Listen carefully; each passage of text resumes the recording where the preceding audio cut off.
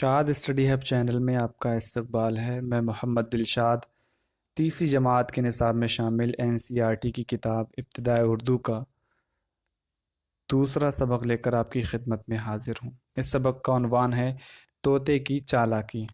ایک طوطا جب پنجرے میں پہنچ جاتا ہے اور وہ جال میں پھنس کر پنجرے میں پہنچتا ہے تو کس طریقے سے وہ اپنے آپ کو آزاد کرانے کی یا آزاد ہونے کی وہ کس طریقے سے چال چلتا ہے اور کتنی ہوشیاری کے ساتھ وہ آزاد ہوتا ہے، اس کے بارے میں ہم پڑھیں گے۔ چلیے شروع کرتے ہیں۔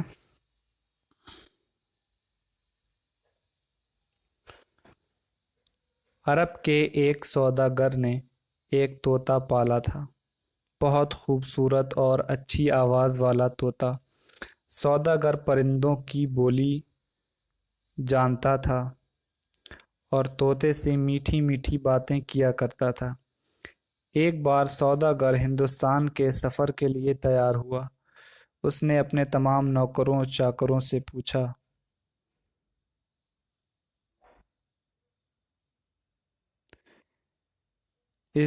اس ملک سے تمہارے لیے کیا تحفہ لاؤں؟ سب نے اپنی اپنی پسند کی چیزیں بتائیں۔ آخر میں طوطے کی باری آئی تو اس نے کہا، مجھے کچھ منگوانا تو نہیں ہے، البتہ میری قوم کے لوگوں کو میرا سلام پہنچا دیجیے اور میرا حال بتا دیجیے۔ ان سے کہیے کہ میں پردیس میں ہوں اور آپ نے مجھے بھلا دیا ہے۔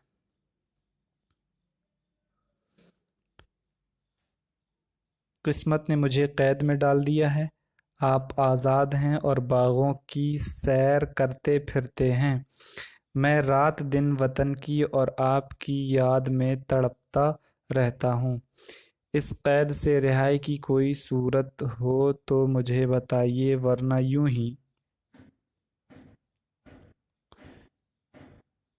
ورنہ میں یوں ہی گھٹ گھٹ کر مر جاؤں گا۔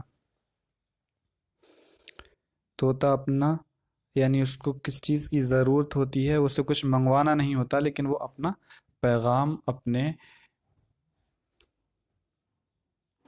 دیش کے یا اپنے ملک کے طوطوں کو سوداگر کے ذریعے بھیجتا ہے۔ سوداگر نے طوطے کی بات بھی لکھ لی۔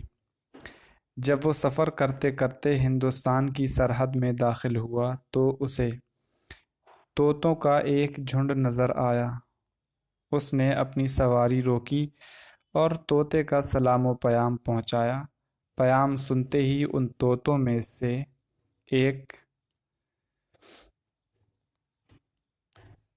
تھر تھرا کر زمین پر گرا اور ٹھنڈا ہو گیا۔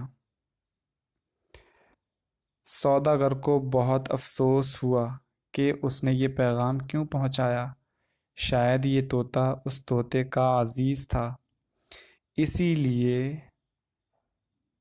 صدمے سے گر کر مر گیا۔ اب وہ کیا کر سکتا تھا؟ بات جو ہونی تھی وہ ہو گئی۔ اس نے سواری آگے بڑھائی۔ کچھ دنوں کے بعد سوداگر وطن لوٹا۔ طوطے نے اپنے تحفے کے بارے میں پوچھا۔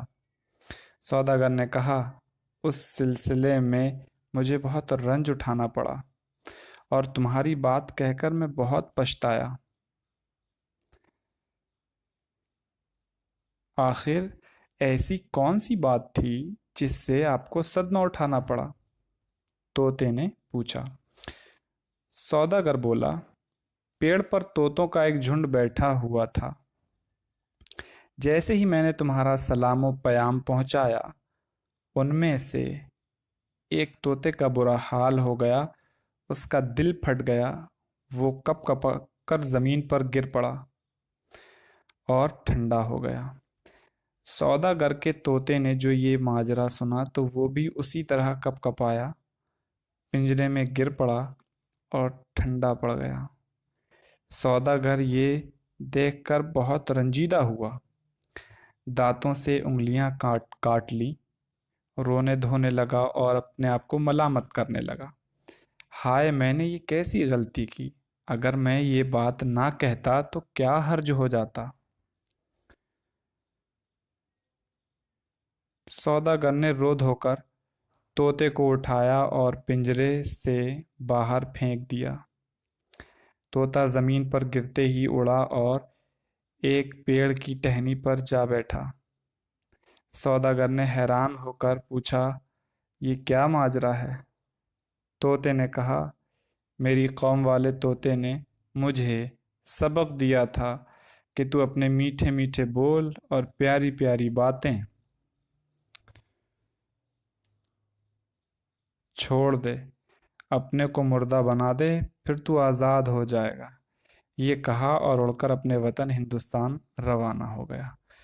इस तरह चालाकी से तोता अपने आप को आज़ाद करा लेता है। यहाँ देखें, लफ्ज़ और माना दिए हुए हैं, उनको हम समझ लें। मश्क नंबर 1 में सौदागर का माना है तिजारत करने वाला, खूबसूरत का माना है अच्छी शक्ल वाला, परदेस का माना है वो मुल्क जो अपना वतन ना हो, रिहाई का माना है आज़ादी, अजीज़ का माना है रिश्तेदार, ठंडा होना इसका माना है मर जाना, रंज उठाना इसका माना है सदमा बर्दाश्त करना।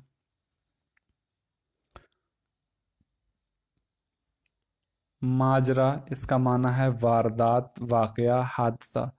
सदमा उठाना इसका माना है गम उठाना। दिल फटना इसका माना है बहुत अफसोस करना। रंजीदा इसका माना है गमगीन। घुट घुट कर मर जाना इसका माना है तकलीफ उठा उठा कर मर जाना। नंबर 2 में देखते हैं हम, गौर कीजिए, किस बात पर गौर करना है? तोते ने तोहफे के बदले में दोस्तों को सलाम और प्याम इसीलिए भेजा था कि उसे ये मालूम हो सके कि रिहाई कैसे हासिल की जाती है।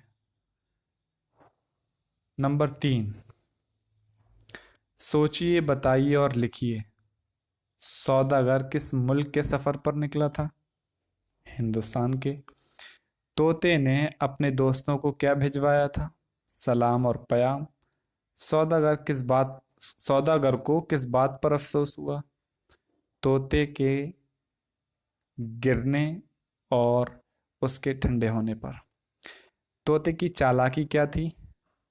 तोते की चालाकी थी कि उसने अपने दोस्त का पैगाम समझा और ख़ुद वो फड़फड़ाकर यानी कप कपाकर गिरा और फिर ठंडा हो गया। ये उसकी चालाकी थी और इसकी वजह से उसने अपने आप को आज़ाद करा लिया। नंबर 4 में देखें, खाली जगहों को नीचे लिखे हुए सही लफ्ज़ों से भरिए। ये मश्क बार बार बताई गई है, यहाँ बार बार दोहराने की ज़रूरत नहीं है, आप पढ़ सकते हैं। जैसे एक मिसाल के तौर पर एक लाइन हम पढ़ते हैं, उसके बाद आप आसानी से इसको मुकम्मल कर सकते हैं। सौदागर परिंदों की क्या जानता था? बोली जानता था। अब उसके बाद उस कैद से किसकी रिहाई की कोई सूरत, तोहफे की कोई सूरत, थरथरा कर अजीज़ क्या होगा? तो यहाँ रिहाई हो जाएगा बे में। जीम में क्या होगा? यानी बे में रिहाई, उसके बाद कोई सूरत यहाँ पर आएगा। उसके बाद जीम में होगा प्याम सुनते ही उन तोतों में से एक थर थरा कर ज़मीन पर गिरा और ठंडा हो गया। शायद तोता उस तोते का अजीज़ था। तोते ने अपने तोहफे के बारे में पूछा। तो इस तरह से इसे मुकम्मल कर सकते हैं। नंबर 5 में देखें, इन लफ्ज़ों से जुमले बनाइए। लफ्ज़ क्या है? वतन। लफ्ज़ हैं वतन, ख्वाहिश, सबक, माजरा, सदमा, रंज। हिंदुस्तान हमारा वतन है। मेरी ख्वाहिश है कि मैं आज़ाद रहूं। सबक अच्छा है। माजरा क्या हुआ या क्या माजरा हुआ? सदमा होना नहीं चाहिए या आपको सदमा हो सकता है। रंज से नहीं घबराना चाहिए। तो इस तरह से आप जुमले बना सकते हैं। नंबर 6 में देखेंगे हम, इन मुहावरों पर गौर कीजिए। पानी में आग लगाना, अपना उल्लू सीधा करना, आंसू पोंछना। ये सब मुहावरे, नीचे लिखा हुआ है, ये सब मुहावरे हैं। मुहावरा आम बोल चाल में चंद ऐसे अल्फाज का मजमुआ होता है یعنی کسی ایک جملے میں ایسے الفاظ ہوتے ہیں جس میں الفاظ اپنے اصل معنی کے بجائے مختلف معنی میں استعمال ہوتے ہیں، یعنی اس کا اصل معنی نہیں مراد لیا جاتا بلکہ دوسرے معنی مراد ہوتے ہیں۔ تو یہاں دیکھیں نیچے لکھے ہوئے محاوروں کو استاذ کی مدد سے سمجھیے۔ کیسے سمجھیں گے؟ ابھی ہم نے سبق میں پڑھا تھا ایک محاورہ ٹھنڈا ہونا، تو ٹھنڈا ہونا یہ ایک محاورہ ہے۔ اب اگر عام طور پر اس کو بولا جائے، اس کا اصل معنی لیا جائے، تو ٹھنڈا ہونا کا مطلب یہ ہے کہ کوئی چیز گرم تھی، اس کے بعد جب اس کی حرارت یا گرمی ختم ہوئی تو وہ ٹھنڈی ہو گئی۔ لیکن یہاں جو یہ اس کا معنی جو ہم نے پڑھا، ٹھنڈا ہونا مطلب مر جانا۔ دل پھٹنا، دل پھٹنے کا مطلب کیا ہے؟ دل کے دو ٹکڑے ہو جائیں یا دل بیچ سے پھٹ جائے، یہی مطلب ہوگا اس کا اگر اصل معنی مراد لیں تو۔ لیکن یہاں اس کا اصل معنی نہیں لیا جاتا بلکہ مختلف معنی محاورے کے طور پہ سے استعمال کرتے ہوئے لیا جاتا ہے۔ تو دل پھٹنا یعنی غم پہنچنا، صدمہ پہنچنا۔ صدمے سے تکلیف ہوتی ہے، جیسے ہی دل پھٹنے سے تکلیف ہوتی ایسے ہی صدمے سے تکلیف پہنچتی ہے۔ دانتوں سے انگلیاں کاٹنا، دانتوں سے انگلیاں کاٹنا، انسان حیرت جب کرتا ہے تو اپنے انگلیوں کو دانتوں کے نیچے دبا لیتا ہے۔ تو یہ محاورے ہیں۔ نمبر 7 میں ان لفظوں کے درست املا پر صحیح کا نشان لگائیے۔ اب دیکھیں یہاں پر الف سے لے کر واو کے حصے تک 3 لفظ دیے ہوئے ہیں جن میں سے آپ کو صحیح لفظ کا املا بتانا ہے۔ عزیز، دیکھیں عین سے لکھا جائے گا، الف سے یا یہ والا جو 3 لکھے ہوئے ہیں، تو عزیز ٹھیک ہے۔ بے میں سوداگر، سوداگر یا پھر سوداگر، تو سین سے ہے، نہ سواد سے ہے نہ بڑی شین سے۔ جیم میں دیکھیں سے صدمہ، سواد سے صدمہ اور سین سے صدمہ، تو یہ سواد والا صحیح ہوگا۔ دال میں دیکھیں قسمت، قسمت، قسمت، قسمت، تو یہ والا بھی غلط ہے، دوسرا والا تیسرا غلط ہے، اس میں پہلا درست ہے۔ نمبر اس میں ہے کے حصے میں دیکھیں آباد، آزاد، آزاد یا آزاد، تو یہاں پر یہ آخری والا ان تینوں میں اس کا املا درست ہے۔ غلطی، گاف سے غلطی یا پھر غلطی، تو بیچ والا صحیح ہے، غین لام تو اور یہ سے لکھا جاتا ہے یہ۔ نمبر 8 پڑھیے اور سمجھیے اور لکھیے۔ یہاں پر ذہنی مشق ہے۔ سوداگر نے طوطا پالا تھا، اسے طوطوں کا ایک جھنڈ نظر آیا، اس کا دل پھٹ گیا، دانتوں سے انگلیاں کاٹ لیں۔ پہلے جملے میں سوداگر اور طوطا واحد ہیں، جبکہ دوسرے جملے میں طوطوں کا لفظ جمع ہے۔ اسی طرح دل سے مراد ایک دل ہے، دانتوں اور انگلیاں ایک سے زیادہ کے لیے آئے ہیں۔ اب واحد اور جمع، یہاں پر آپ تھوڑا سا اور پڑھ لیں یہ، اس کے بعد اس کو سمجھتے ہیں۔ یہ لکھا ہوا ہے واحد وہ اسم ہے جو صرف ایک شخص، چیز یا جگہ کو ظاہر کرے، جبکہ 2 یا 2 سے زیادہ ہوں تو جمع کہتے ہیں۔ یعنی اس میں واحد اور جمع کی تعریف بتا دی۔ واحد جو ایک کو ظاہر کرے اور جمع جو 2 یا 2 سے زیادہ کو ظاہر کرے۔ آپ کہنا چاہیں ایک روٹی تو یہ کیا ہوگا؟ واحد، اور جب بولیں روٹیاں تو یہ کیا ہوگا؟ جمع۔ ایسے ہی آپ بولیں ایک قلم تو یہ کیا ہوگا؟ واحد، اور جب آپ بولیں گے قلموں تو یہ کیا ہوگا؟ جمع۔ ایسے ہی آپ بولیں ایک گیند تو یہ واحد ہے، گیندوں یہ جمع ہے۔ تو اس کو اس طریقے سے یہاں سمجھنے کی کوشش کریں گے اور مشق بھی کریں گے۔ یہ دیکھیں یہاں لکھا ہے نیچے لکھے ہوئے خانوں میں واحد کی جمع اور جمع کے واحد لکھیے۔ مطلب کیا ہے کہ واحد جو ہے، واحد اس کی جمع لکھیں۔ جیسے تحفہ یہ واحد ہے، اس کی جمع یہاں لکھیں تحفوں۔ پرندوں یہاں جمع ہے تو اس کا اوپر واحد لکھنا ہے، اوپر واحد ہے تو نیچے جمع لکھنا ہے، نیچے جمع ہے یہاں تو اوپر واحد لکھیں گے، طوطا واحد لکھا ہوا ہے یہاں جمع لکھیں گے، باغوں یہاں باغ واحد لکھیں گے۔ تو اس طریقے سے اسے مکمل کر سکتے ہیں۔ نمبر 9، کس نے کس سے کہا، یعنی کہانی میں کس نے کیا بات کس سے کہی، لکھیے۔ اس ملک سے تمہارے لیے کیا تحفہ لاؤں، یہ بات کس نے کہی تھی، کس نے کس سے کہا تھا، تو یہ راجا نے کہا، اس سوداگر نے کہا تھا طوطے سے۔ اس سلسلے میں مجھے رنج اٹھانا پڑا اور تمہاری بات کہہ کر میں بہت پچھتایا، یہ کس نے کہا، سوداگر نے کہا۔